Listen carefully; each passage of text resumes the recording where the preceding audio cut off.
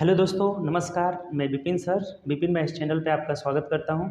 आइए हम लोग जो प्लेटफॉर्म के मैथ का के वॉल्यूम 3 बुक का हम लोग डिस्कशन कर रहे हैं। प्लेटफॉर्म का जो कि आपको पता है वॉल्यूम 3 जो है उसमें 2600 प्लस जो है क्वेश्चन दिया गया है। टोटल टोटल एनटीपीसी का जो है एग्ज़ाम हुआ था प्री का, उसी का टोटल इसमें क्वेश्चन दिया गया है। तो हम लोग ऑलरेडी इसमें 41 नंबर सेट तक देख चुके हैं। तो इस क्लास में हम लोग करेंगे 42 नंबर सेट का डिस्कशन पूरा। ठीक, एक एक क्वेश्चन बारी बारी से हम लोग करेंगे। जितना भी क्वेश्चन इसमें पूछा गया है टोटल क्वेश्चन का हम लोग इसमें डिस्कशन करेंगे। ठीक, यदि आप चैनल पे न्यू होंगे तो चैनल सब्सक्राइब कर लीजिएगा और बेल आइकन भी प्रेस कर लीजिएगा, जिससे जो भी न्यू वीडियो डलेगा उसका नोटिफिकेशन आपको मिलता रहेगा। ठीक, और चैनल के ज़्यादा से ज़्यादा चैनल को अपने दोस्तों में शेयर करिए ताकि जितने भी आपके दोस्त लोग हैं सब लोग हमसे जुड़ें और ज़्यादा से ज़्यादा फ़ायदा उठाएं। हम लोग लगातार जो है प्लेटफॉर्म वॉल्यूम 3 के बुक का डिस्कशन कर रहे हैं, एकदम बेसिक से कर रहे हैं। ठीक, तो चलिए आइए स्टार्ट करते हैं। एक एक क्वेश्चन हम लोग देखेंगे इसमें। ठीक, चलिए देखिए पहला नंबर क्वेश्चन क्या कह रहा है। हुआ हमें कि यदि साइन एक कॉस दिया, कॉस एक्स माइनस वाई बराबर √3/2 दिया है और sine x plus y is equal to 1, तो कह रहे हैं एक्स और वाई का धनात्मक मान निकालना है। और एक बात और बोला हुआ है कि x is greater than is equal to y, ये बात हमें बोला हुआ है। देखिए बहुत आसान क्वेश्चन है ये। √3/2 को हम लोग कॉस में कितनी डिग्री का मान कहते हैं, कितने कॉस कितनी डिग्री का मान √3/2 होता है, तो कॉस आपका 60 डिग्री का मान होता है। कॉस 60 डिग्री का मान कॉस 30 डिग्री का मान होता है। ये हमारा 30 डिग्री हो जाएगा। ठीक, कॉस 30 डिग्री, इसको लिख सकते हैं √3/2 को कॉस 30 डिग्री लिख सकते हैं। अब 1 को हम लोग साइन में क्या लिखेंगे, तो साइन 90 डिग्री का मान क्या होता है 1, इसको लिख सकते हैं साइन 90 डिग्री लिख सकते हैं। बहुत आसान हो गया। अब यहाँ से क्या निकल गया हमारा, तो x minus y is equal to 30 degree हो गया और ये हो गया x plus y is equal to, इसको ऊपर लिख दीजिए x plus y is equal to 90 degree. अब यहाँ से देखिए आसानी से आप निकाल सकते हैं, जब जोड़िएगा तो ये कट जाएगा, यानी 2x बराबर 120 हुआ तो x बराबर कितना हो जाएगा 60 डिग्री हो जाएगा, तो y बराबर कितना हो जाएगा 30 डिग्री हो जाएगा, क्योंकि दोनों एंगल का योग कितना है हमारा 90 डिग्री है। तो यहाँ से x बड़ा भी लेना है क्योंकि क्वेश्चन में बोला हुआ था। तो x 60 degree, y 30 degree, option से मिला लीजिए। 60 30 किस में है, तो ऑप्शन नंबर सी में दिया हुआ है। बहुत आसान क्वेश्चन था। ठीक, चलिए आगे बढ़ते हैं नेक्स्ट क्वेश्चन। देखिए 2 नंबर क्वेश्चन कह रहा है कि चाय के मूल्य में 20% की कमी की गई, तो इसे पुनः वास्तविक मूल्य पर लाने। देखिए 20% कमी की गई यानी कि रियल जो प्राइस इसका मान लेते हैं 100 था, और जो कम किया गया प्राइस जब 20% कम होगा तो ये 80 हो जाएगा। ये बात कोई दिक्कत नहीं है इसमें। जो रियल प्राइस 100 था, 20% कम हुआ तो 80 हो गया। अब बोला है हमें कि वास्तविक मूल्य पर लाने के लिए उसे कितने % की वृद्धि करना होगा, यानी कि इसको हमें फिर 100 पर लाने के लिए कितना % बढ़ाना होगा। तो बहुत सिंपल है, 20 बढ़ाना होगा किस में 80 में, प्रतिशत के लिए 100 से गुणा कर लीजिए। 20 चौके 80, 4 से कटाएंगे 25%, यानी कि 25% हमारा आंसर हो जाएगा। ऑप्शन से मिला लीजिए, 25% बढ़ाना होगा, जो कि ऑप्शन नंबर डी में दिया हुआ है। ये भी बहुत आसान सा क्वेश्चन था। ठीक, चलिए आगे बढ़ते हैं नेक्स्ट क्वेश्चन। देखिए 3 नंबर क्वेश्चन हमारा कह रहा है, बोला हुआ है 3 नंबर क्वेश्चन कि 1/3, 3/4, 4/5, 5/6 का मसप HCF निकालना है। हमें क्या निकालना है HCF। देखिए बहुत सिंपल है कि जब भी हमें फ्रैक्शन का, अगर फ्रैक्शन का LCM निकालना रहता है तो LCM/HCF होता है। अंश का LCM, हर का HCF। अगर HCF निकालना रहे ना, इधर ही लिख देते हैं। HCF जब निकालना रहेगा ना तो अंश का HCF और हर का LCM निकालना रहता है। ये बात आप ध्यान रखिएगा कभी भी। ठीक, तो हमें इसका HCF निकालना है। क्या निकालना है HCF, यानी अंश का HCF। अब 1 है इसमें तो 1 3 4 5 का HCF क्या हो जाएगा 1 हो जाएगा। और अंश का LCM मतलब फैक्टर कर लीजिए, 3 गुणे 4 का करेंगे तो 2 गुणे 2 हो जाएगा, 5 के लिए 5 ही लेना होगा, 6 के लिए कुछ नहीं लेना पड़ेगा। 3 दूना 24 में है ही, यानी कितना आ गया, तो 1/5 चौके 20 3 60 हो जाएगा। 1/60 इस क्वेश्चन का आंसर हो जाएगा। ऑप्शन से मिला लीजिए, ऑप्शन नंबर डी हो जाएगा। देखिए ये भी बहुत आसान सा क्वेश्चन था, कोई दिक्कत इसमें। चलिए आगे बढ़ते हैं नेक्स्ट क्वेश्चन। देखिए 4 नंबर क्वेश्चन कह रहा है कि यदि चीनी के मूल्य में 20% की गिरावट हो जाती है तो एक परिवार को उसके उपभोग में कितने % की वृद्धि करनी चाहिए ताकि बजट पूर्वक। देखिए बहुत सिंपल है अभी, 25% गिरावट हो जाती है, यानी कि पहले इसका प्राइस जो था 100 रुपये था, अब 25% गिरा, यानी कि अब कितना हो गया 75 हो गया। जब 25% कम होगा तो 75। तो कह रहा है कि एक परिवार की खपत कितनी वृद्धि, इसके उपभोग में कितने % की वृद्धि करनी चाहिए ताकि बजट पूर्ववर्ती रहे। तो उपभोग कितना बढ़ाना होगा, बहुत सिंपल है। जब जितना मूल्य घटेगा उतना ही ना उपभोग बढ़ाएंगे तो अपरिवर्तित रहेगा। यानी कि 25 हमें क्या करना होगा, बढ़ाना होगा। और जब भी बढ़ाना रहता है तो नीचे कम वाला, जो दूसरा क्वेश्चन आया था ना इसी टाइप का कुछ था, तो 75 में हमें बढ़ाना होगा। प्रतिशत के लिए क्या करेंगे, 100 से गुणा कर लेंगे। 25 3 75, 100 में 3 से भाग देंगे, 33.1/3% हो जाएगा। ऑप्शन से मिला लीजिए कौन सा ऑप्शन होगा, 33.1/3, ऑप्शन नंबर डी हो जाएगा। ये भी आसान सा क्वेश्चन है। चलिए नेक्स्ट क्वेश्चन की ओर बढ़ते हैं। देखिए 5 नंबर क्वेश्चन बोला हुआ है ना कि यदि sine theta minus cos theta बराबर 0 है तो अब थीटा का रेंज दिया हुआ है कि थीटा कहाँ से 0 से 90 के बीच में होनी चाहिए। 0 90 भी आप ले सकते हैं, ठीक। तो अब बोला हुआ है आपसे कि sine theta plus cos theta बराबर क्या होगा। Sine theta plus cos theta बराबर, यहाँ देखिए थीटा का एक ही वैल्यू लेना है, दोनों अलग अलग आप नहीं ले सकते हैं। तो बहुत आसान है। एक चीज़ बताइए कि ये दोनों को जब घटा रहे हैं ना तो 0 आ जा रहा है, इसका मतलब दोनों का इक्वल वैल्यू, सेम वैल्यू किस एंगल पे होता है, तो theta is equal to 45 degree पे होता है। ये आसानी से पुट कर लेंगे। जब theta is equal to 45 degree, देखिए इसको वैलिड भी कर रहा है, इसके बीच में आ रहा है, फॉलो कर रहा है इसको, अर्थात थीटा बराबर 45 इसमें पुट भी कर रहे हैं, तो 1/√2 माइनस 1/√2 0 हो जा रहा है। तो अब बोला हुआ है कि sine theta plus cos theta, यानी 45 का मान रखेंगे तो 1/√2 प्लस 1/√2 कितना आ जाएगा, तो 2/√2 हो जाएगा, और ये कट जाएगा तो कितना हो जाएगा, √2 आपका आंसर हो जाएगा। ये भी देखिए कितना आसान क्वेश्चन है, बहुत आसान है।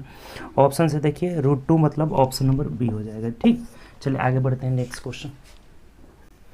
देखिए 6 नंबर क्वेश्चन कह रहे हैं हमें कि 10 वर्ष पहले एक्स की आयु, एज प्रॉब्लम है, 10 वर्ष पहले एक्स की आयु 5 वर्ष थी और उसकी आयु वाई की आयु की आधी थी। उस समय जेड अपने भाई पी से 8 वर्ष छोटा था।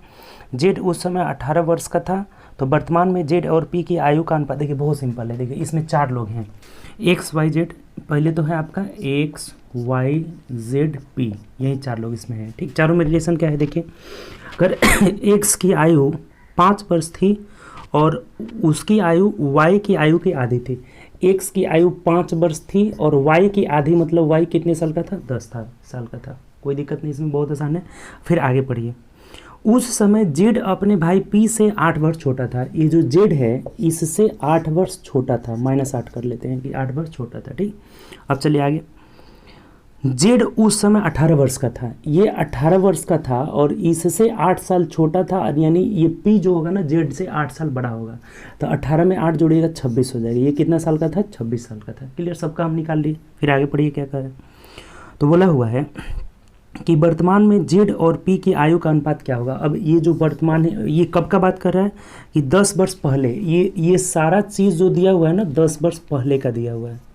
10 वर्ष पहले की बात ये हमें बता रहा है, ठीक। ये बात समझ गए होंगे आप कि जो भी बात बोला है कब का बोल रहा है, 10 वर्ष पहले की बात बोला हुआ है। तब कह क्या रहा है आपसे कि वर्तमान में जेड और पी की आयु का अनुपात क्या होगा। अब जेड और पी की आयु का अनुपात बोला हुआ है, तो जेड ये 10 वर्ष पहले का है, तो जेड अभी कितने साल का है, 18, तो 18 10 28 साल का हो जाएगा। अनुपात पी अभी कितने साल का है आपका, 26 साल का, तो 26 10 कितना हो जाएगा, 36 हो जाएगा। ये रेशियो हो जाएगा, कटा दीजिए इसको, तो ये हो जाएगा हमारा 4 7 28 और 4 9 36 हो जाएगा, यानी कि 7:9 का रेशियो हो जाएगा। यही हमारा आंसर होगा। ऑप्शन से मिलाइए 7:9, ऑप्शन नंबर सी में दिया। ये बिल्कुल आसान था, कुछ नहीं था इस क्वेश्चन में। एज प्रॉब्लम का आसान था हमारा। बोला है कि एक्स वाई से 5 वर्ष, बोला हुआ है कि एक्स की आयु 5 वर्ष थी और ये जेड से वाई से आधी थी, यानी वाई 10 साल का हो जाएगा। उसके बाद बोला है कि जेड की आयु पी से 8 वर्ष छोटी थी, जेड का बोला कि 18 साल ही उसी समय, ठीक। तो ये 18 है, तो ये पी से 8 साल छोटा था, तो ये 8 साल बड़ा, यानी 26 हो जाएगा। ये सब कब का दे रहा है, 10 साल पहले की दे रहा है। तो अभी अगर वर्तमान में आएंगे ना, जब वर्तमान में आएंगे तो हमें 10 जोड़ना पड़ेगा, ठीक। दो सब में 10 जोड़ना पड़ेगा। तो वर्तमान में जेड की आयु 18 10 28 हो जाएगा, पी की आयु 36 हो जाएगा। रेशियो निकाल लिए 7:9, ऑप्शन नंबर सी हो जाएगा। चलिए आगे बढ़ते हैं नेक्स्ट क्वेश्चन। देखिए अगला जो क्वेश्चन है हमारा 7 नंबर कह रहा है कि 3636, 7 नंबर बोला है कि 3636 में 3 के स्थानीय मान का योग क्या होगा। बहुत आसान है। देखिए स्थानीय मान मतलब स्थान के अनुसार से, स्थानीय मान जब भी निकालना हो ना तो 3 का स्थानीय मान निकालना है ना, इसके बाद काउंट कर लेंगे कै गो अंक है, तो 1 अंक है, तो 30 हो जाएगा। इस 3 का निकालना है ना, तो इस 3 को लिख देंगे, इसके बाद 1 2 3 गो अंक है, तो यहाँ 3 को 0 लगा लीजिए। यही दोनों का योग पूछा हुआ है क्या होगा, तब इसको जोड़ नहीं सकते हैं आप। 30 और 30 हमारा आंसर हो जाएगा। ऑप्शन से मिला लीजिए 30 किस ऑप्शन में दिया है, तो ऑप्शन नंबर बी में दिया है। बहुत आसान क्वेश्चन है भी। स्थानीय मान, देखिए दो बातें होती है, स्थानीय मान, जातीय मान। जातीय मान मतलब अगर 3 का जातीय मान पूछा जाए, अंकीय मान पूछा जाए तो 3 ही हो जाएगा, इसमें कोई टेंशन नहीं है। स्थानीय मान मतलब स्थान के अनुसार से, तो इस 3 का स्थानीय मान निकालेंगे तो दहाई स्थान यानी 10 से गुणा करेंगे 30 हो जाएगा। इकाई, दहाई, सैकड़ा, हज़ार। और टेंशन न लीजिए किससे गुणा करेंगे, जितना अंक रहेगा उतना जीरो बैठा दीजिए। ये दोनों का योग मतलब 30, ऑप्शन नंबर बी हो जाएगा। ठीक, चलिए आगे बढ़ते हैं नेक्स्ट क्वेश्चन। देखिए 8 नंबर बोला हुआ है हमें कि जब क्रय मूल्य 850 रुपये, सीपी कितना दिया हुआ है 850 रुपया, उसके बाद कह रहा है कि विक्रय मूल्य 680, एसपी दिया है 680। अब देखिए इसमें तो हानि हो रही है, तो वही पूछा भी है कि कितने प्रतिशत की हानि हो रही है। ये तो बहुत आसान क्वेश्चन है जी।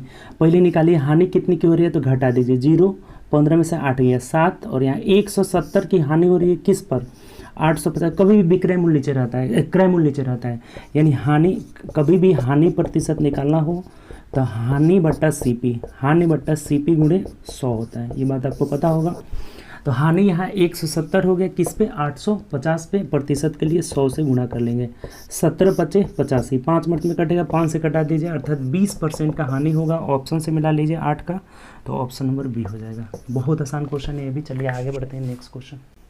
देखिए नेक्स्ट क्वेश्चन 9 नंबर का है ना कि x का वह मान ज्ञात कीजिए जो समीकरण इतना को संतुष्ट कर सकता है, यानी इसमें हमें x का वैल्यू निकालना है। देखिए कितना आसान है ये भी।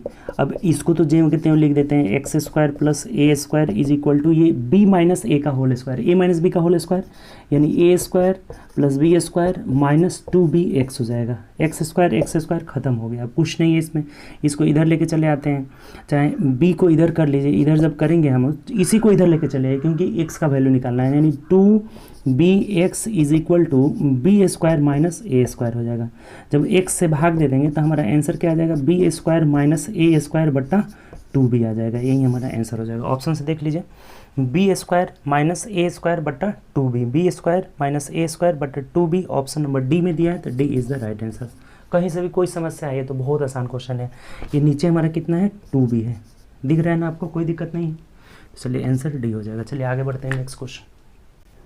चलिए आगे बढ़ते हैं 10 नंबर क्वेश्चन। देखिएगा, देखिए 10 नंबर क्वेश्चन में जितना भी क्वेश्चन आता है ना उससे रिलेटेड सब इतने टाइप में आता है, 1 2 3 4 5 6 टाइप का आता है। 6 टाइप से ज़्यादा आपको नहीं आएगा। तो 10 नंबर जो क्वेश्चन है हमारा उसको भी लिखे हुए हैं यहाँ। हमारा 10 नंबर क्वेश्चन प्लस वाला है ना, तो यहाँ लिखे हुए हैं, यहाँ से उसका आंसर निकल जाएगा। और उस टाइप का जितने भी क्वेश्चन होगा ना सब आपसे अब बन जाएगा, अब एक भी नहीं छूटेगा।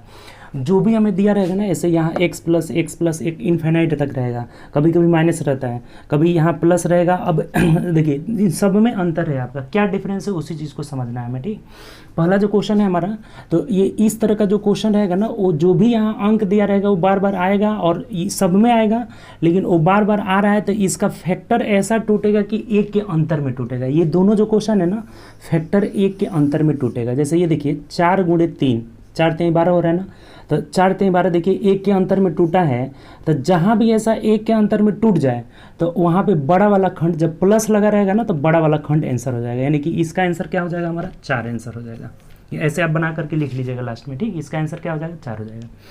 अब देखिए ये भी 1 के अंतर में टूट जा रहा है, 3 × 2 कर रहे हैं, 3 दूना 6, 1 का अंतर है। लेकिन यहाँ जब माइनस लगा हुआ है ना, जब माइनस लगा हुआ है तो इसमें छोटा वाला खंड आंसर हो जाएगा, यानी इसका आंसर कितना होगा, 2 होगा। ये तो ईजी है दोनों टाइप, ये आपको भी पता होगा कि जब भी हमें लगातार संख्या इनफाइनाइट तक दी गई हो, बीच में प्लस लगा हो तो बड़ा वाला खंड आंसर हो जाता है, बीच में माइनस लगा हो तो छोटा वाला खंड आंसर हो जाएगा।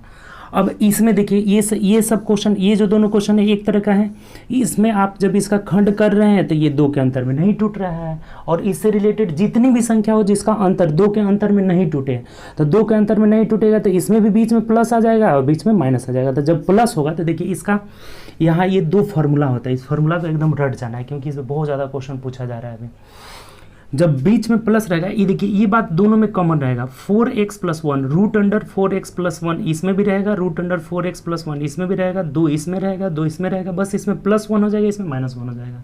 यानी जिसके बीच में प्लस होगा उसका आंसर होगा x का मतलब ये जो यहाँ पे संख्या दिया रहेगा। ठीक, 4x + 1 +1/2, ये प्लस जो है 1 बाहर है, रूट के बाहर है और बटा 2 हो जाएगा। जब माइनस लगा रहेगा तो 4x + 1, यहाँ बीच में प्लस ही रहेगा, -1/2। बस यहाँ ध्यान देना है कि बीच में प्लस रहेगा तो यहाँ प्लस हो जाएगा, बीच में माइनस रहेगा तो माइनस हो जाएगा।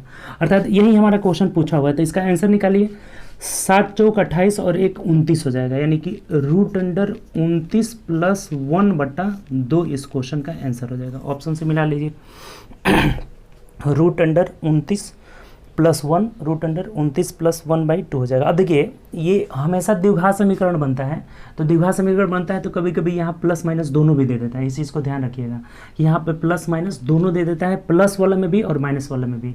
तो वैसे तो इसका जो हमारा ये 7 प्लस आएगा उसका आंसर क्या हो जाएगा, तो √29 + 1, √29 + 1/2 हो जाएगा, जो कि ऑप्शन से आप देखिएगा ना तो आगे कर दिया है, इसको आगे कर दिया है, इसको बाद में कर लिया है। तो ये वाला हमारा आंसर ऑप्शन नंबर बी में दिया हुआ है। और जैसे इसका 2 आंसर हो सकता है, +-4 भी हो सकता है, लेकिन जनरली हमें प्लस वाला ही ऑप्शन में देता है। इसका भी +-2 भी हो जाएगा, लेकिन जनरली हमें क्या देता है, प्लस वाला ही देता है।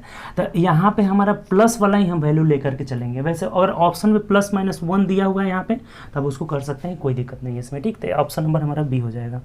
अब जैसे इसका लेना है तो यहाँ 7 चौक 28 1 29, यानी कि √29 - 1/2 इसका आंसर हो जाएगा, ठीक। ये हमारा आंसर निकल गया दोनों का, ठीक। जनरली प्लस वाला ही लेके चला जाता है, तो अगर दोनों ऑप्शन में दिया है तो दोनों को आप कर सकते हैं। अब यहाँ आइए, ये दोनों अलग तरह का हो गया। इसमें प्लस से शुरुआत हुआ है और माइनस प्लस माइनस ये अल्टरनेट है। इसमें माइनस से शुरुआत हुआ है, माइनस प्लस ये अल्टरनेट है। तो इसका फॉर्मूला होता है 4x - 3, सब कुछ सेम है यहाँ पे, 4x - 3 + 1/2 और 4x - 3 - 1/2, यानी कि यहाँ बीच में माइनस ही रहेगा, यहाँ प्लस।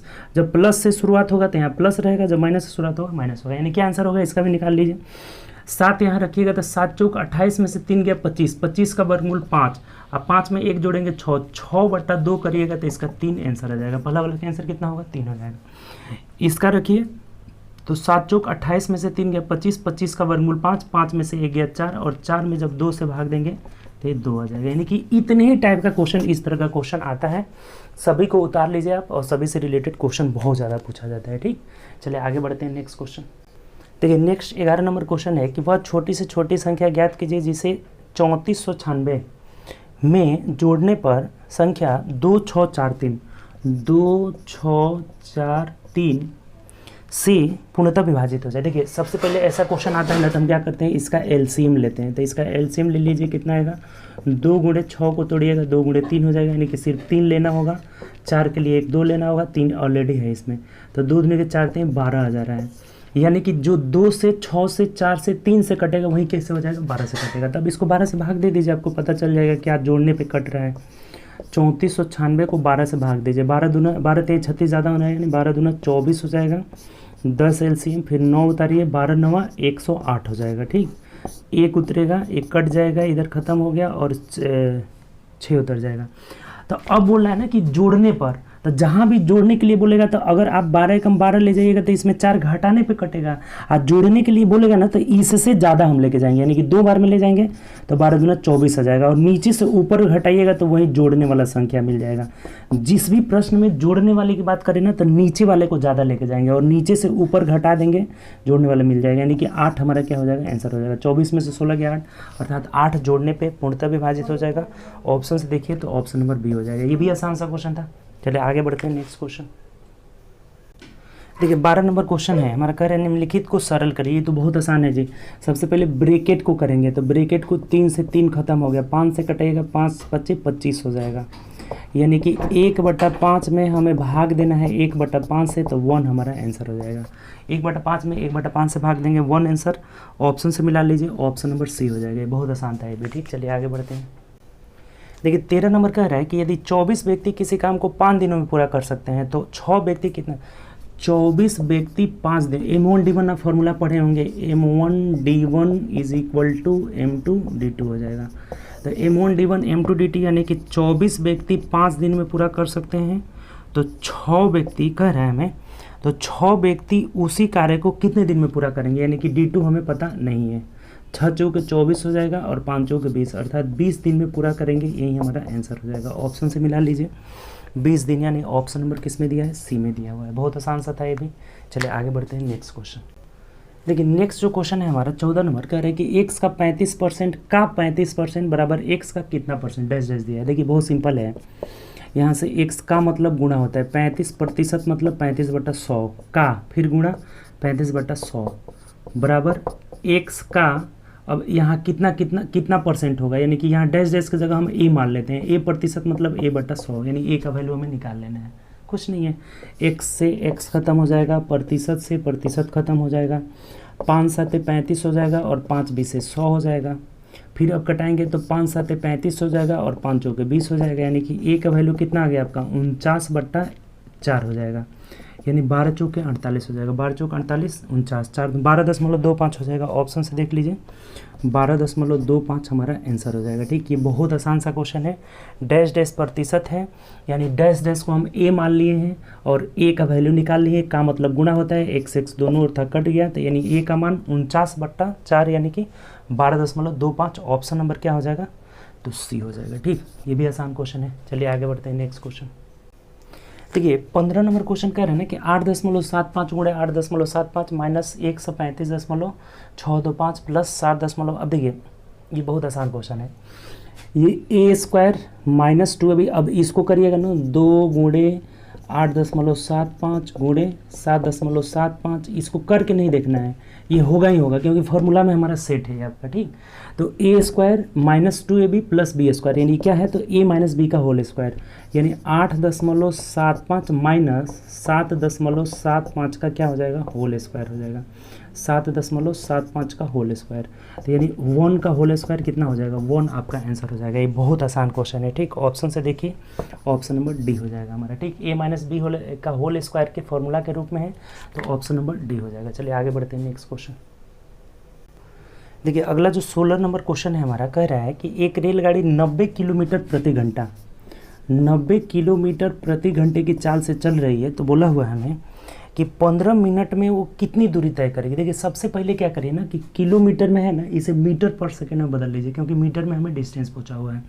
तो किलोमीटर को देखिए कभी भी किलोमीटर प्रति घंटा को मीटर प्रति सेकेंड में बदलना होगा, तो क्या करेंगे, तो 5/18 से गुणा कर लेंगे। ठीक, अगर मीटर प्रति सेकेंड को किलोमीटर पर आवर में बदलना होगा तो इसको कितना से गुणा करेंगे, गुणे 18/5 से गुणा कर लेंगे। ठीक, कभी भी बड़ा से छोटा की ओर जाएंगे तो छोटा ऊपर रहेगा, और छोटा से बड़ा की ओर जाएंगे तो बड़ा हमारा ऊपर रहेगा।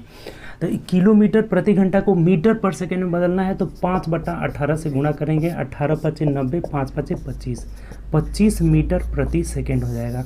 अर्थात ये एक सेकेंड में कितना चल रही है, 25 मीटर जा रही है। तो हमें पूछा हुआ है कितने देर में, तो 15 मिनट में कितना जाएगी, तो 15 मिनट का मतलब हो जाएगा 15 × 90, 60 से गुणा करेंगे तो 15 × 90 यानी कि 900 सेकेंड में कितना जाएगी।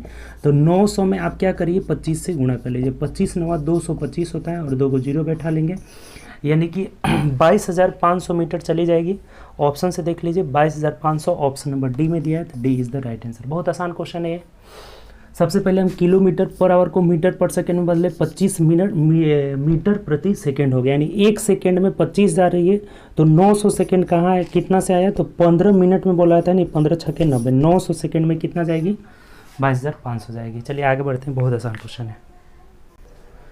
देखिए 17 नंबर क्वेश्चन कह रहा है कि एक आदमी एक सावधि जमा योजना में 10% वार्षिक चक्रवृद्धि ब्याज की दर से, रेट ऑफ इंटरेस्ट 10% है और कितना साल समय है, तो 2 वर्ष के लिए, टाइम कितना है, 2 साल के लिए। ठीक, 2 वर्ष के लिए 16,000 रुपये की राशि जमा करता है। यदि ब्याज छमाही, अब देखिए ये कह रहे हैं ना कि ब्याज छमाही संयोजित होती है, तो जब भी छमाही संयोजित होगी ना तो दर जो हो जाएगा आधा यानी 5% हो जाएगा, और समय जो हो जाएगा 2 गुना यानी कि 4 साल हो जाएगा। टाइम कितना हो जाएगा, 4 साल। जहाँ भी कहें हमें कि छमाही संयोजित होती है तो समय 2 गुना हो जाएगा और दर आपका आधा हो जाएगा। तो अब कह रहे हैं ना कि इस दर से अमाउंट निकालना। देखिए सबसे आसान तो रहेगा a बराबर p × 1 + r/100 पर रख दीजिए इसको, यानी ये हमारा 1600 रुपये है, ये 16,000 है ना, 16,000 है इंटू 1 प्लस, अब देखिए 1 + r/100 यानी कि 5/20 करिएगा, 100 करिएगा, 5/100 तो ये 20 मिनट में कटेगा, यानी कि 20 × 1 = 21, ये जो आ जाएगा हमारा 21/20 आएगा। और कितनी बार, तो 21/20, 21 ये 4 बार आएगा क्योंकि टाइम हमारा कितना है 4।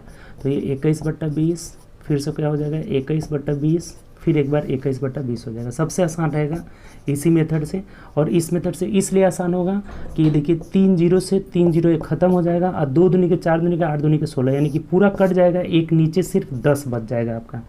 और 21 का वर्ग 441 होता है ना, तो 441 में 441 से गुणा कर लीजिए, यानी 1 4 4 4 एकम 4 4 चौके 16 4 चौके 16 1 17, यहीं आ जाएगा 4 6 7 1। अब जोड़ दीजिए 1 4 4 8 हो जाएगा, 6 4 10 4 14 का 4 हासिल 1 हो जाएगा, 7 7 14 का 4 हासिल 1 हो जाएगा, 7 1 8 1 9 हो जाएगा, और ये 1 हो जाएगा। ये पॉइंट यानी यहाँ पे लग जाएगा, तो कितना आ जाएगा 19,448 रुपये 10 पैसा, यही हमारा आंसर हो जाएगा। ऑप्शन से मिला लीजिए 19,448 रुपये 10 पैसा, 19,448 रुपये 10 पैसा ऑप्शन नंबर सी में दिया है, तो सी इज़ द राइट आंसर। सबसे आसान यही तरीका है। आसानी से हम लोग क्या किए कि a बराबर p इंटू 1 + r/100 पे रख लिए, कैलकुलेशन कर दिए, कटाएं। इतना तो कैलकुलेशन आपको इंटरेस्ट में करना ही पड़ेगा, बिना कैलकुलेशन किए नहीं होगा। तो हमारा कितना आंसर आ जा रहा है 19,448 रुपये 10 पैसा, ऑप्शन नंबर सी हो जाएगा।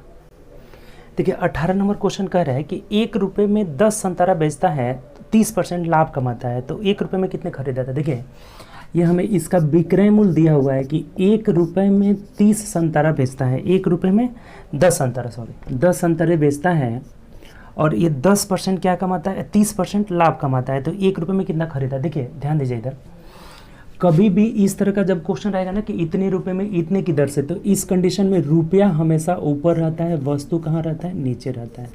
तो क्वेश्चन में हमें बोला हुआ है कि 1 रुपये में 10 की दर से जब बेचता है तो उसे 30% की लाभ होती है, तो क्रय मूल्य निकालना है। यानी क्रय मूल्य जब भी निकालना हो ना विक्रय मूल्य से, ये विक्रय मूल्य से हमें क्रय मूल्य निकालना होगा ना, तो 100/130 हो जाएगा, उल्टा कार्य हो जाता है इसमें।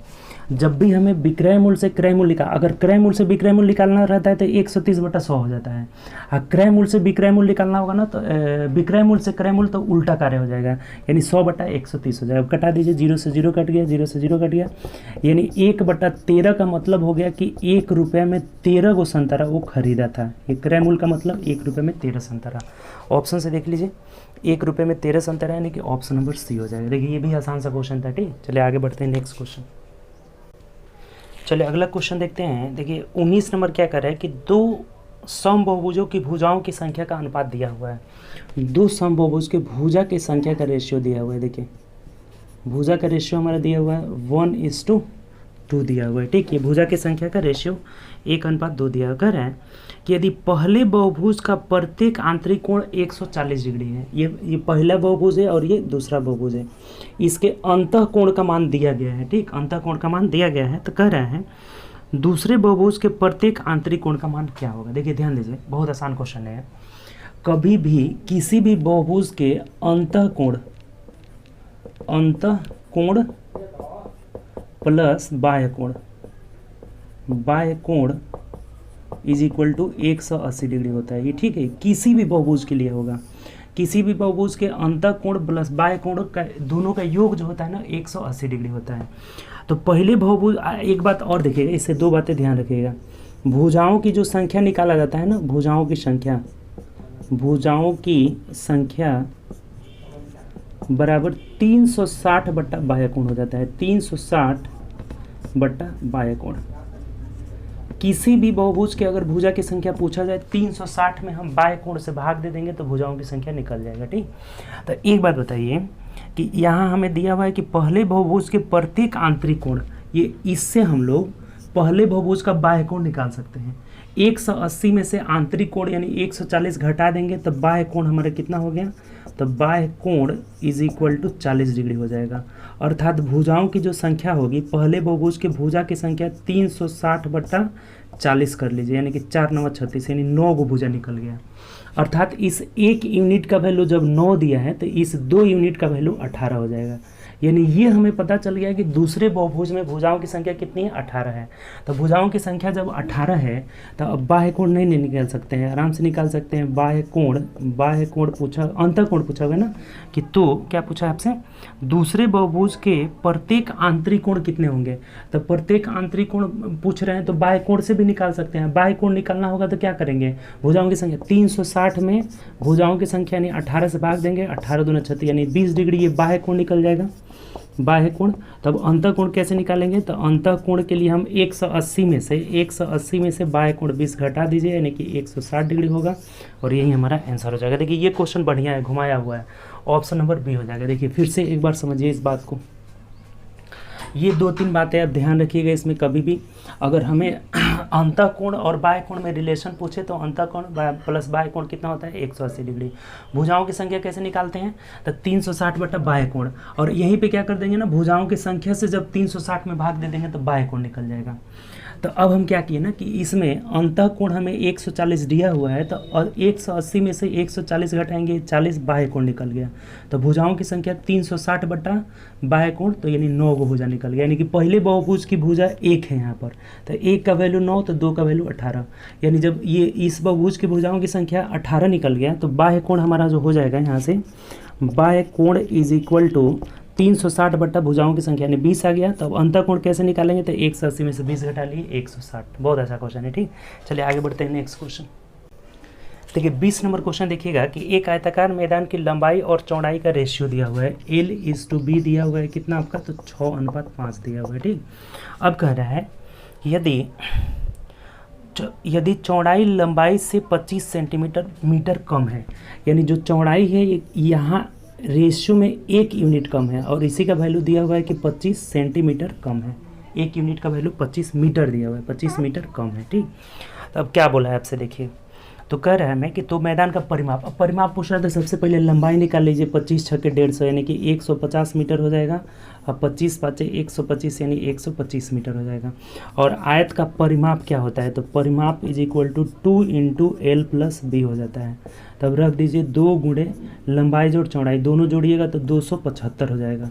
तो 275 में 2 से गुणा कर लीजिए, 5 दूना 10, 7 दूना 14, 1 15, 5 हर से 1, 2 दूना 4, 1 5, यानी 550 मीटर इसका पेरीमीटर हो जाएगा। ऑप्शन से मिला लीजिए, 550 मीटर किस में दिया है, तो ऑप्शन नंबर ए में दिया है, तो A is the right answer. ये भी आसान सा क्वेश्चन था, ठीक। चलिए आगे बढ़ते हैं नेक्स्ट क्वेश्चन। चलिए अगला क्वेश्चन देखिए हम लोग का 21 नंबर का रहा है कि निम्नलिखित को हल करिए। अब देखिए ये भी बहुत आसान क्वेश्चन है, ये 0.6 गुणे 0.6 गुणे, ये मतलब AQ हो गया, ये AQ और प्लस BQ हो जाएगा। तो AQ प्लस BQ का फॉर्मूला होता है A+B × A² minus AB plus B²। ये बात पता है आपको, पहले पता ही होगा सब फार्मूला, अलजेब्रिक फार्मूला टोटल याद कर लीजिएगा तभी बनेगा क्वेश्चन, ठीक। तो एक चीज़ ध्यान दीजिए यहाँ पे कि ये A² minus AB plus B², यहाँ से A² minus AB plus B² नीचे दिया हुआ है, तो इससे क्या होगा ना, ये वाला टर्म कट जाएगा और ऊपर सिर्फ बचेगा A+B, अर्थात ये A+B हमारा आंसर हो जाएगा। A का मतलब 0.6 और प्लस B का मतलब 0.7, तो 6 7 जोड़े के 13 यानी कि 1.3 इस क्वेश्चन का आंसर हो जाएगा। ऑप्शन से मिलाइए, तो 1.3 ऑप्शन नंबर ए में दिया है। बहुत आसान क्वेश्चन है। चलिए आगे बढ़ते हैं नेक्स्ट क्वेश्चन। देखिए 22 नंबर क्वेश्चन हमारा कहा हुआ है, बोला है कि x⁴ plus x⁻³ minus x² plus x−1 को +1, यहाँ पे क्या दिया, +1 दिया हुआ है, ठीक, को x-3 से भाग दिया जाए तो शेषफल क्या होगा, ठीक। रिमाइंडर हमें पूछा हुआ है, विभाजित करने पर। देखिए जब भी ऐसा क्वेश्चन आए ना तो आप ये नहीं कि अब इसको इससे भाग देने के चक्कर में पड़ जाइएगा। जो भाजक होगा ना, जिससे भी भाग देना रहता है उसको भाजक बोला जाता है। तो भाजक को 0 के बराबर कर लेंगे और यहाँ से x का जो भी वेरिएबल्स रहेगा उसका वैल्यू निकाले, x = 3 आ गया। अब इस 3 को इसमें पुट कर दीजिए, जो भी मान आएगा ना हमारा शेषफल दे देगा, वो क्या हो जाएगा, शेषफल। यानी x = 3 पुट करिए, तो 3 के पावर 4 यानी 3 3 के 9 9 3 27 दिया, 81 हो जाएगा, प्लस 3 के पावर 3 यानी 27 हो जाएगा, माइनस 3 3 के 9 हो जाएगा, प्लस 3 हो जाएगा, प्लस 1 हो जाएगा। जोड़ दीजिए सबको, ये सब एक साथ जोड़ेंगे, तो 7 3 10 1 11 1 12 कर 2 हासिल 1 हो जाएगा, 8 और एक 9 हो जाएगा, यानी कि 92 हो गया। माइनस 92 में से आप 1 मिनट हो गया, 3 तरीके 9 29 27 दिया, 81 हो गया, ये 27 हो गया, ये 9 हो गया, ये प्लस हो गया। अब इसको क्या करेंगे हम लोग, घटा देंगे। ही ना बोला हुआ है जी कि इसी का वैल्यू निकालना है। देख लीजिए तो कहीं गड़बड़ नहीं है ना। एक्स के power 4 x Q minus x square plus x plus 1, x minus 3 से भाग देने पड़ते। एक्स बराबर 3 निकल गया, 3 तरीके 9 29 27 दिया, 81 हो जाएगा, 3 तरीके 9 29 27 हो जाएगा। और ठीक तो है जी। तो ये गड़बड़ जोड़ा है ना, 7 1 8, 7 3 10 1 11, 1 12 कर 2 हासिल 1 हो जाएगा।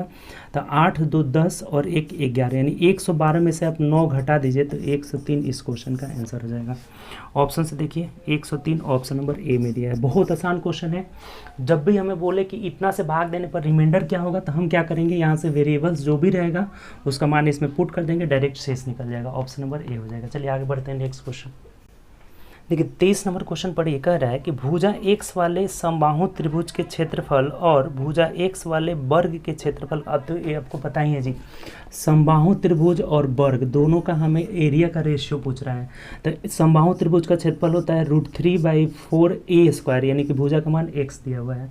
इसका क्षेत्रफल हो जाएगा भुजा स्क्वायर यानी x²। दोनों का रेशियो पूछ रहा है, x² से x² खत्म, यानी √3/4 इस क्वेश्चन का आंसर हो जाएगा। ऑप्शन से देखिए √3/4 ऑप्शन नंबर ए में दिया है। बहुत आसान है ये भी क्वेश्चन। ठीक, चलिए आगे बढ़ते हैं नेक्स्ट क्वेश्चन।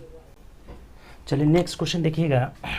24 नंबर कह रहा है कि 51 63 72 में के स्थान बोला हुआ कि 6 के स्थानीय मान और अंकित मान का अंतर। देखिए ये भी आया था स्थानीय मान। 6 का स्थानीय मान मतलब कि 6 के बाद कै गो अंक है, तो 1 2 3, तो 3 को 0 बैठा देंगे।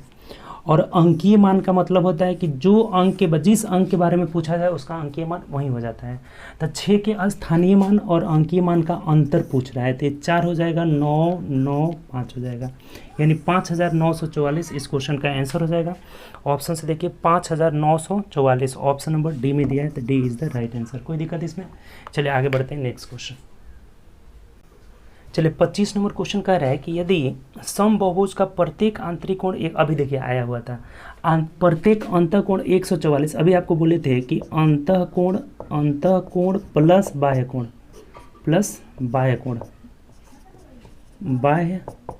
कोण इज इक्वल टू 180 डिग्री होता है। ठीक, दो बातें बताए थे ना, देखिए उसी दोनों से ये भी क्वेश्चन बनेगा। और भुजाओं की संख्या आपको बोले थे कि भुजाओं की संख्या इज इक्वल टू 360 बट्टा बाह्य कोण, प्रत्येक बाह्य कोण हो जाएगा। ठीक, 360 बट्टा बाह्य कोण। और देखिए कितना आसान हो गया आपके लिए। कह रहा है हमें कि किसी समबाहुभुज के प्रत्येक अंतःकोण 144, यहाँ 144 रखेंगे तो ये बाह्य कोण हमारा कितना निकल जाएगा, तो 180 में से 144 घटा दीजिए, यानी कि 36 डिग्री हो जाएगा। और जब बाह्य कोण 36 हुआ तो 360 में आप 36 से भाग दे दीजिएगा तो 10 आ जाएगा, यानी कि भुजाओं की संख्या कितनी है, 10। यही हमें पूछा हुआ था कि बहुभुज के भुजाओं की संख्या कितनी है, 10। ऑप्शन नंबर क्या हो जाएगा, डी हो जाएगा। कोई इसमें समस्या? बहुत आसान सा क्वेश्चन था। दो बातें हम लोग सीखे, इसी दोनों से भी इसमें क्वेश्चन आया हुआ है। अंतःकोण 144 तो बाह्य कोण 36 हो जाएगा। अब भुजाओं की संख्या बराबर 360 बट्टा 36 यानी कि 10 हो जाएगा। ऑप्शन नंबर डी हो जाएगा। ठीक, चलिए आगे बढ़ते हैं नेक्स्ट क्वेश्चन। चलिए नेक्स्ट क्वेश्चन देखिएगा, हमारा कह रहा है 26 नंबर की निम्नलिखित आंकड़ों की माध्यिका और बहुलक। देखिए बहुलक तो निकालना बहुत आसान है कि जो सबसे ज़्यादा बार आता है वही बहुलक नहीं होता है। अब माध्यिका निकालना रहता है ना, तो सबसे पहले इसे आरोही क्रम में आप सजाइए। आरोही में सजाइए। सबसे छोटा आपका 2 है तो 2 1 2 बार आया हुआ है, यानी कि 2 लिख लेंगे। उसके बाद से 3 आपका 3 बार आया हुआ है तो 3 3 3 हो जाएगा। उसके बाद 4 नहीं आया हुआ है। 5 कितने बार आया है, 2 बार आया है तो लिख दीजिए 5 5 हो जाएगा। 6 है ही नहीं। 7 2 बार आया है तो 7 7 हो जाएगा। उसके बाद 8 नहीं 9 आया हुआ है। 1 2 3 4 5 6 7 8 9 10 1 2 3 4 5 6 7 8 9 10 हो गया। ठीक, अब इसमें सबसे ज़्यादा बार ऐसे ही दिख रहा है कि 3 आया है, तो आपका बहुलक कितना हो जाएगा, बहुलक जो होगा हमारा बहुलक वो 3 हो जाएगा, क्योंकि 3 जो है सबसे ज़्यादा बार आया है। जिसकी बारंबारता सबसे ज़्यादा होती है वही बहुलक कहलाता है। ठीक, अब माध्यिका देखिए, माध्यिका कैसे निकालेंगे। हमें माध्यिका और बहुलक पूछा हुआ है, तो ऊपर माध्यिका लिख देते हैं, माध्यिका भी निकालना है हमें। माध्य तो निकालना रहेगा, तो माध्य निकालने के लिए सबको जोड़ करके, चाहे वो 10 गो है तो 10 से भाग दे देते हैं। लेकिन हमें माध्यिका पूछा है ना, तो माध्यिका निकालने के लिए सबसे पहले आरोही क्रम में सजा दिए हैं, और जो बीच में होता है वही माध्यिका कहलाता है। अगर दो गो, इसमें 2 गो बीच में आ जा रहा है, 4 गो इधर हटा दीजिए और 4 गो इधर हटा दीजिए, ये दोनों बीच में आ जा रहा है, 1 2 3 4, 1 2 3 4। यानी कि जब भी 2 गो अगर संख्या बीच में आए ना, तो उसको जोड़ करके आधा कर देंगे, यानी 5 3 8, 8 का आधा कितना हो जाएगा 4, तो 4 हमारा माध्यिका होगा और 3 बहुलक हो जाएगा। यही आंसर हो जाएगा। देख लीजिए किसमें 4 3 ऑप्शन दिया हुआ है, 4 3 ऑप्शन नंबर डी में दिया है, तो D is the right answer. बात क्लियर होगा कि नहीं? माध्य निकालना रहेगा, सबको जोड़ करके जितनी अंक संख्या रहेगा भाग दे देंगे। माध्यिका निकालना रहेगा, सबसे पहले आरोही क्रम में सजाएंगे, जो बीच में रहेगा वही माध्यिका होगा। अगर 2 को बीच में आएगा तो दोनों को जोड़कर 2 से भाग दे देंगे। अब बहुलक जो ज़्यादा बार आया है वही बहुलक हो जाएगा, तो 4 3 ऑप्शन नंबर डी हो जाएगा। चलिए आगे बढ़ते हैं नेक्स्ट क्वेश्चन। देखिए 27 नंबर क्वेश्चन कह रहे हैं हमें कि 15 पुरुष या 25 महिलाएं किसी खेत को 22 दिनों में काट सकती हैं, तो 9 पुरुष और 18, देखिए 2 कंजक्शन होता है इसमें, अगर या रहे अथवा रहे इसका मतलब होता है बराबर हो जाता है, ठीक। इसका मतलब क्या हो जाएगा? बराबर हो जाएगा। और तथा रहेगा, और रहेगा, व रहेगा, तो इसका मतलब क्या हो जाता है? प्लस हो जाता है, ठीक। तथा और जब भी हमें रहे या से जुड़ा रहे अथवा से जुड़ा रहे, इसका मतलब बराबर हो जाता है। तथा रहे, और जनरली तथा और से ज़्यादा जुड़ता है, ठीक, वो यूज नहीं होता है, ठीक। तो अगर तथा और रहेगा तो इसका मतलब क्या हो जाएगा? प्लस हो जाएगा, ठीक। तो पहले हमें बोला हुआ है कि 15 पुरुष या 25 महिलाएं, इसका मतलब या का मतलब दोनों बराबर है। 15 पुरुष मतलब मैन और 25 वुमेन क्या है? ये दोनों की क्षमताएं बराबर है। अब यहाँ से रेशियो निकाल लेंगे तो 5 3 15, 5 25 25 हो जाएगा, यानी मैन बटा वुमेन इज इक्वल टू 5/3 हो जाएगा। मैन का क्षमता 5, वुमेन का क्षमता 3 हो गया।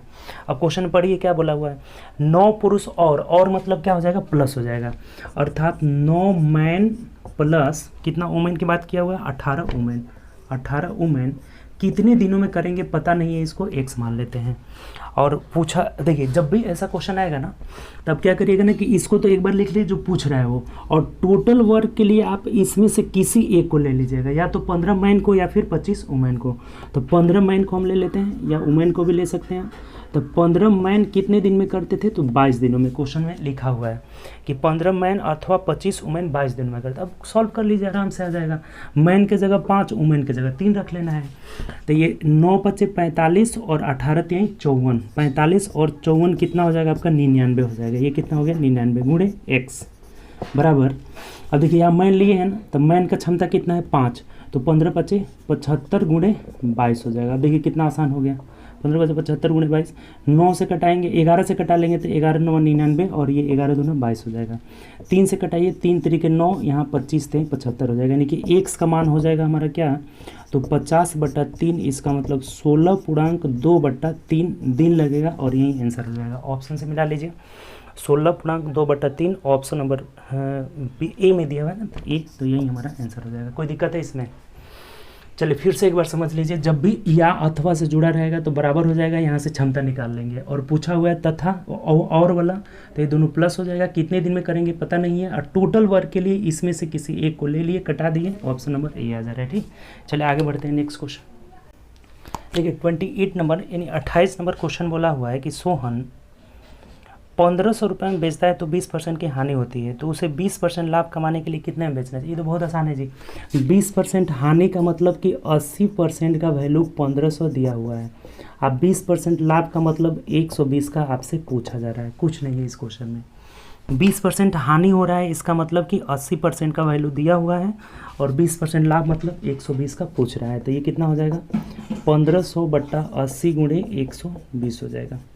4 दूना 8, 4 3 12, 40 से कट गया। अब 2 से कटाएंगे तो ये कितना हो जाएगा? 750 हो जाएगा। गुना कर लीजिए, 0 5 3 15, 7 3 21 1 22, यानी 2250 रुपये में बेचना होगा, तब जाकर 20% लाभ होगा।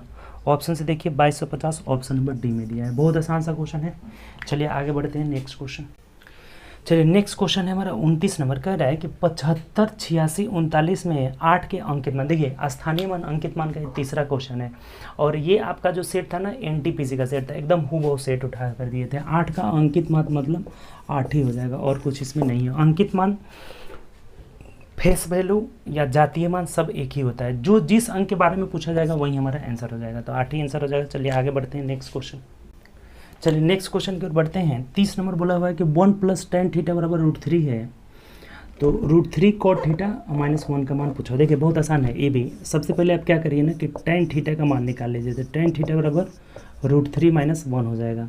तब इसको जब कॉट में बदलना होगा ना तो 1/tan करना होगा, तभी जाके ये कॉट होगा, यानी कि आपका cot theta is equal to 1/tan theta, यानी कि 1/√3 - 1। अब इसको रेशनलाइजेशन करिएगा ना तो √3 + 1/√3 + 1 करिएगा तो यहाँ हो जाएगा √3 + 1/2 हो जाएगा, यानी कॉट का वैल्यू हो गया हमारा √3 + 1/2। तब यहाँ रख लीजिए √3 × √3 + 1/2 होगा और -1 हो जाएगा। अब इसको जोड़ देना है, जोड़ के ही आंसर दिया हुआ है।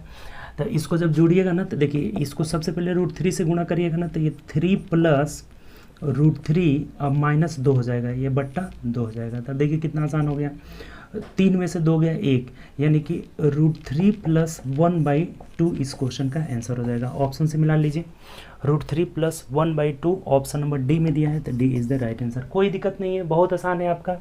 सबसे पहले हम यहाँ से tan का मान निकाले तो इतना आया है, तो cot मतलब उलट जाएगा, इन्वर्स रेशनलाइजेशन कर लिए तो cot का वैल्यू √3 + 1/2 आ जा रहा है। तब इसमें मान को रख लिए तो इस एक्सप्रेशन का भी वैल्यू √3 + 1/2 आ जा रहा है, कि जो कि ऑप्शन नंबर डी में दिया हुआ है। ठीक, चलिए आगे बढ़ते हैं नेक्स्ट क्वेश्चन।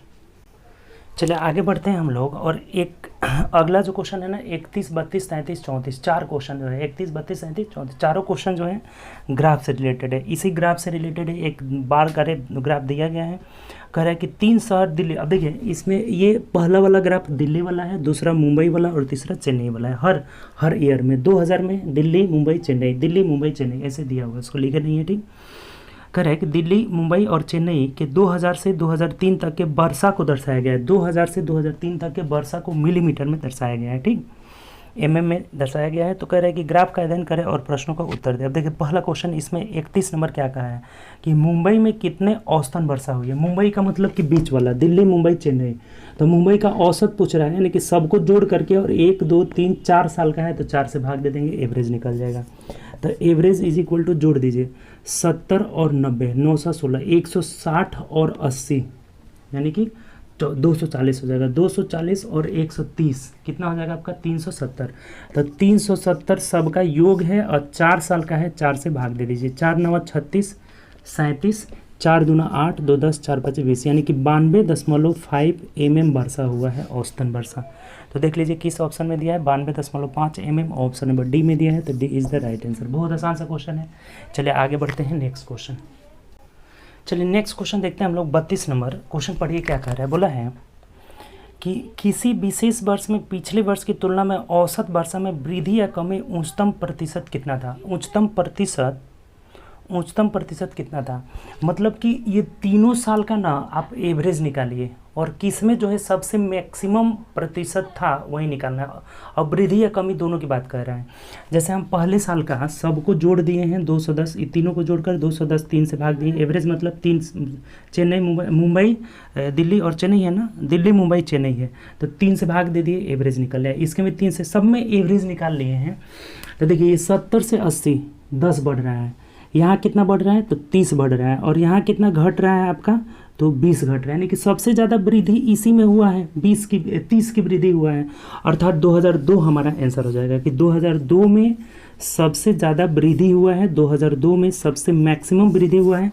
और अगर वो वृद्धि पूछा हुआ है तो वृद्धि आंसर हो जाएगा। कितने की वृद्धि हुआ है 2002 में, देख लीजिए वृद्धि पूछा है ना कि कितने की वृद्धि हुआ है, तो 2002 में सबसे ज़्यादा वृद्धि हुआ है कितने का, तो 30 का वृद्धि हुआ है। किस पर, 80 पर, प्रतिशत के लिए 100 से गुणा कर लेंगे, यानी 40 दूना 0 से 0 कटा दीजिए, 2 चौके 8, 2 पाँचे 10, इसको कटाएंगे तो 2 दूनी के 4 और ये 15 हो जाएगा, 15 पाँचे 75, यानी 75/2 का मतलब 37.5% की वृद्धि हुआ है। यही आंसर हो जाएगा।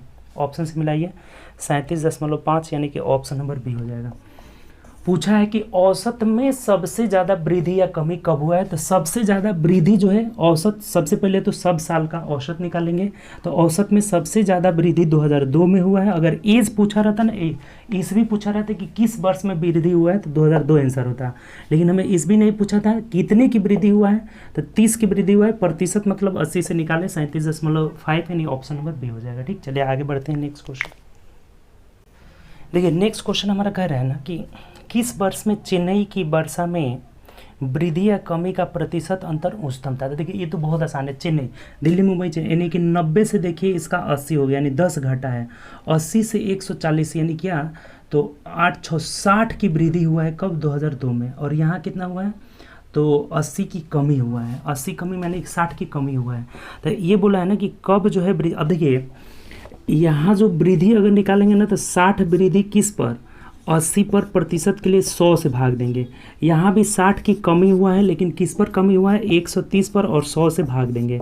तो ये वाला हमारा ज़्यादा आएगा। क्यों ज़्यादा आएगा, क्योंकि कम से भाग देंगे। तो ठीक, क्वेश्चन में वृद्धि या कमी दोनों पूछा हुआ है, लेकिन दोनों जब सेम आ रहा है ना, तो कम से भाग देंगे तो ये ज़्यादा आएगा, ज़्यादा से भाग देंगे कम आएगा। यानी कि आंसर हमारा जो होगा ना, यही आंसर होगा। 2002 में बढ़ रहा है कितने की, 60 की, और प्रतिशत वृद्धि यही ज़्यादा होगा, यानी आंसर आपका 2002 हो जाएगा। देखिए बहुत लड़के कन्फ्यूज हो जाएंगे, इसमें कन्फ्यूजन नहीं होना है। 2010 में जो है ज़्यादा की वृद्धि, दोनों में 60 की, इसमें 60 की वृद्धि हुआ है, इसमें 60 की कमी हुआ है, ठीक, चेन्नई में। लेकिन ये जो 60 की वृद्धि हुआ है तो 80 से निकालना है, ये कमी हुआ है तो 130 से निकालना है। तो ये ज़्यादा होगा, ये कम होगा। तो यही हमारा आंसर होगा 2002, इस क्वेश्चन का आंसर हो जाएगा, जो कि ऑप्शन नंबर डी में दिया हुआ है। बढ़िया क्वेश्चन है अभी। चलिए आगे बढ़ते हैं नेक्स्ट क्वेश्चन। चलिए आगे बढ़ते हैं और 34 नंबर क्वेश्चन देखिए। उस विकल्प का चयन कीजिए जो उच्चतम वर्षा वाले शहर के साथ उसकी औसत वर्षा को भी दर्शाता है। मतलब कि सबसे ज़्यादा जो है उच्चतम वर्षा के साथ साथ औसत, तो औसत निकालना होगा। तो सबसे पहले सभी शहर, जैसे दिल्ली मुंबई चेन्नई, तो दिल्ली वाला सबको जोड़िए, 50 70 ये सबको जोड़ करके 4 साल का है ना, तो 4 से भाग दिए, तो दिल्ली वाला 72.5 mm आ रहा है। मुंबई वाला 70 90 80 ये सब जोड़ करके भाग दिए, कितना आ रहा है आपका, 92.5 mm।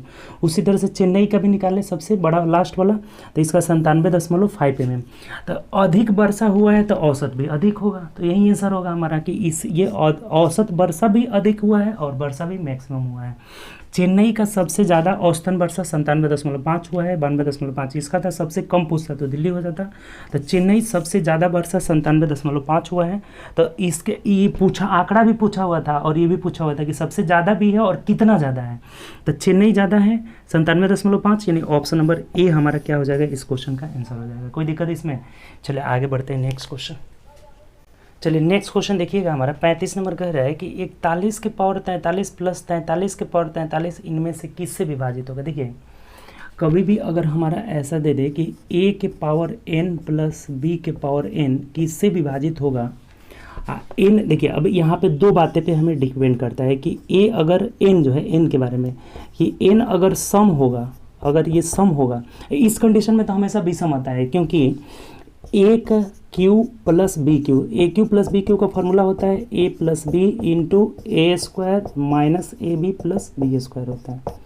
तो जब भी अगर यहाँ विषम रहेगा, ये पावर अगर विषम रहेगा ना, तो ये हमेशा ए प्लस बी से पूर्णतः विभाजित होगा। अब a प्लस बी मतलब देखिए यहाँ पावर ऑड नंबर है ना, 43 ऑड है, तो a प्लस बी मतलब किससे, तो 3 1 4 और 80 4 84, 84 से ये पूर्णतः विभाजित होगा। ऑप्शन से देखिए तो 84 ऑप्शन नंबर डी में दिया हुआ है, तो D is the right answer. देखिए कितना आसान है आपका। जहाँ भी अगर व्यंजक हमें a के पावर n प्लस b के पावर n के रूप में दिया रहेगा, तो फॉर्मूला हमें पता है ए क्यू प्लस बी क्यू, यानी कि पावर अगर ऑड नंबर रहे तो ये a प्लस बी से हमेशा विभाजित होता है, यानी 41 प्लस 43 84 से पूर्णतः विभाजित होगा, जो कि ऑप्शन नंबर डी हो जाएगा। ठीक, तो चलिए ये जो सेट था ना हम लोग का, बिल्कुल आसान था। इसमें 35 टोटल क्वेश्चन था, तो 35 में आपका 34 प्लस तो हर हाल में आना चाहिए। ठीक, तो चलिए आप लोग लगातार जुड़े रहिए। जो भी आपके रिलेटिव्स है, जो भाई है बहन है, जो कंपटीशन में आना चाहते हैं, उनको इन्फॉर्म भी कर दीजिए कि ऐसा चीज़ें चल रहा है। अगर आप मैथ पढ़ लिए तो एक बार टेस्ट करिए, अब आपके लिए बहुत बेहतर होगा। ठीक, चलिए ओके बाय, टेक केयर।